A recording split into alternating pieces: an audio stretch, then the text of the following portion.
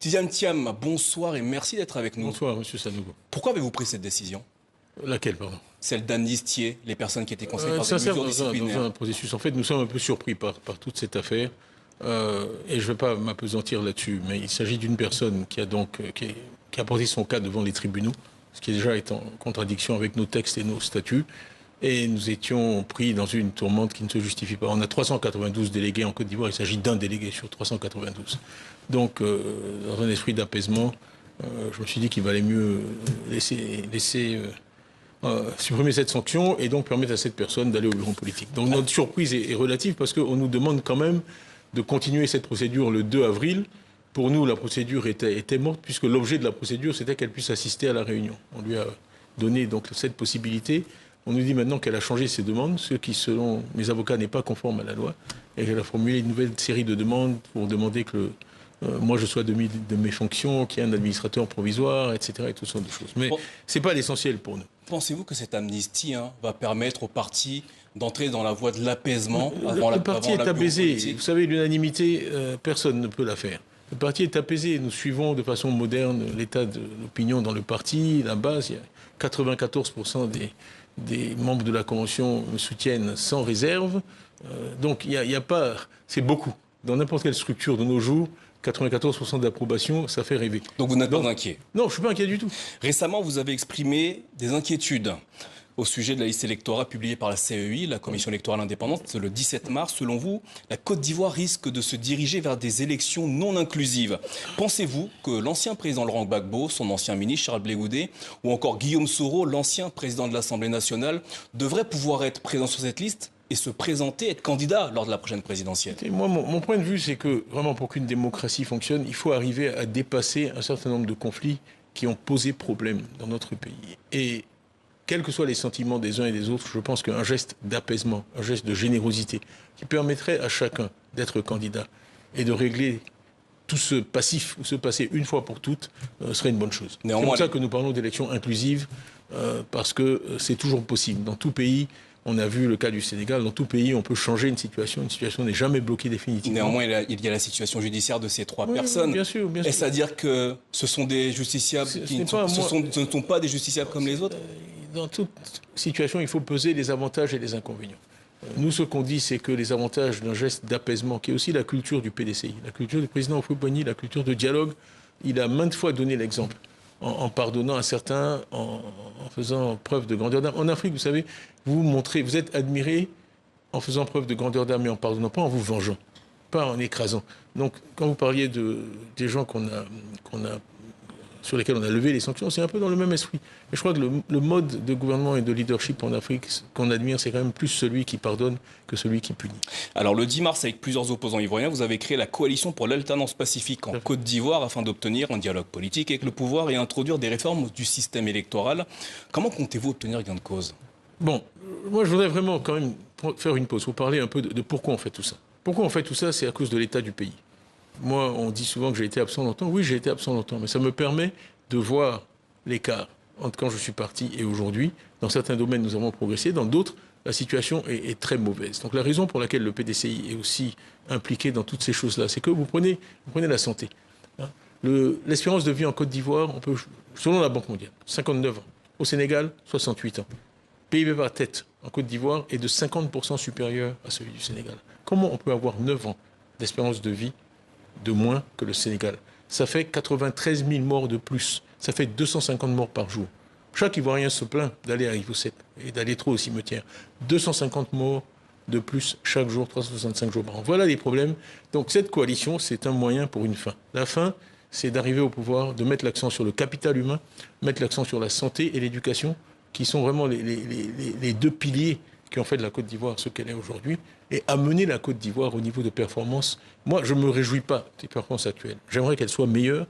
Quand je vois que l'espérance de vie moyenne en Afrique subsaharienne est 62 ans, que nous, on est en dessous, les pays de notre niveau sont à 69 ans et que nous, on est à 59, ce n'est pas possible. On va revenir sur la situation du pays dans quelques instants. Oui. Néanmoins, à travers cette coalition, est-ce que vous envisagez une candidature commune? Non, on n'a pas du tout parlé de ça. On a dit que ce n'est pas une organisation politique, c'est une coalition pour réunir les conditions d'une élection équitable, transparente, etc.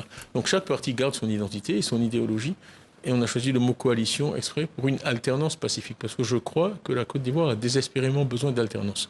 On a vu dans la sous-région le Ghana faire une alternance pacifique. On a vu le Sénégal faire une alternance plus ou moins pacifique. Il n'y a pas de raison que la Côte d'Ivoire ne fasse pas de même. Tidiane Thiam, vous ne faites pas mystère de vos ambitions, présider aux destinées de la nation ivoirienne. En attendant les résultats de la prochaine convention au sein du PDCI-RDA, si vous êtes élu, comment comptez-vous mettre fin aux 15 ans de règne du RHDP? Ce sont les Ivoiriens qui peuvent mettre fin aux 15 ans de règne du RHDP. Comme j'ai dit, la seule question pertinente dans le contexte actuel, pour eux, c'est vous pouvez mesurer ce qui a été fait en 15 ans, est-ce que vous voulez donner 5 ans de plus au RHDP ou pas? Et la réponse à cette question, c'est eux qui l'ont. Nous, ce que nous faisons, c'est développer des propositions. Il y a 400 cadres PDCI qui travaillent depuis plus d'1 an sur des axes qui sont très importants. On a dit paix et sécurité, on a dit capital humain, donc santé et éducation, on a dit développement durable, on a dit économie et équité. Et le mot équité, là, est très, très important pour moi parce qu'on peut toujours générer de la croissance non équitable. Ce qui est dur, c'est de générer de la croissance équitable qui bénéficie à tous. On a dit développement durable et on a dit nouvelles technologies. Je crois que vous aurez le jeune qui est tout à l'heure ici. Les nouvelles technologies sont pour nous un levier absolument clé pour une nation comme la Côte d'Ivoire. Donc sur tous ces sujets-là, nous avons des propositions, un diagnostic, des propositions détaillées et nous allons les présenter aux Ivoiriens. Et ça va être aux Ivoiriens de décider si cette image que nous leur présentons, et ils y adhèrent ou pas. Néanmoins, Monsieur Thiam, vos adversaires, notamment du côté du RHDP, vous diront qu'ils ont un bilan, eux, et pas vous. Comment comptez-vous convaincre les Ivoiriens? Le PDCI regorge de talent. Moi, je dois dire, j'ai été vraiment agréablement surpris par l'enthousiasme. Quand on a créé ces 6 groupes de travail, on croulait sous les candidatures, même de gens qui ne sont pas du PDCI.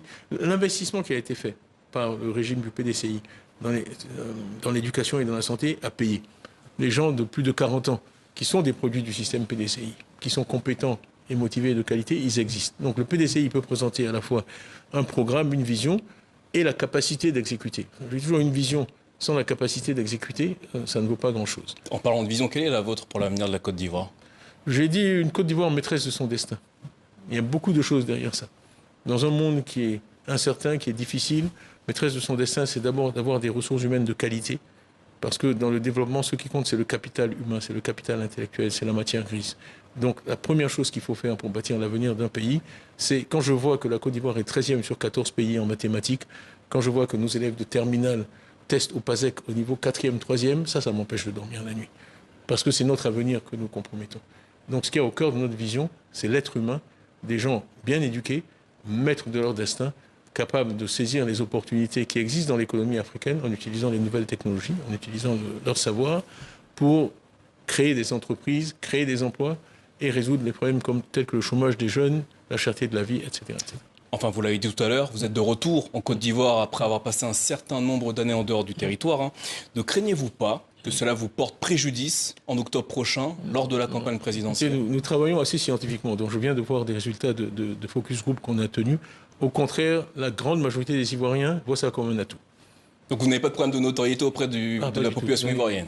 Très, notoriété très élevée. Très élevé. Mais ça, c'est aussi le résultat de tout mon parcours. J'ai eu le premier prix du concours général de mathématiques, ceux qui étaient en Côte d'Ivoire à l'époque s'en souviennent. J'ai été connu relativement tôt dans ma vie pour mes performances scolaires, ensuite pour le travail que j'ai fait au BNET et à la DCGTX, ensuite pour tout ce que j'ai fait depuis que je suis revenu. J'ai sillonné le pays, d'ouest en est, j'ai visité beaucoup plus que 10 villes, j'ai fait des meetings, donc tout ça a contribué à une certaine notoriété. Et les Ivoiriens ne m'associent pas à des choses qui pour eux sont négatives dans la situation du pays aujourd'hui.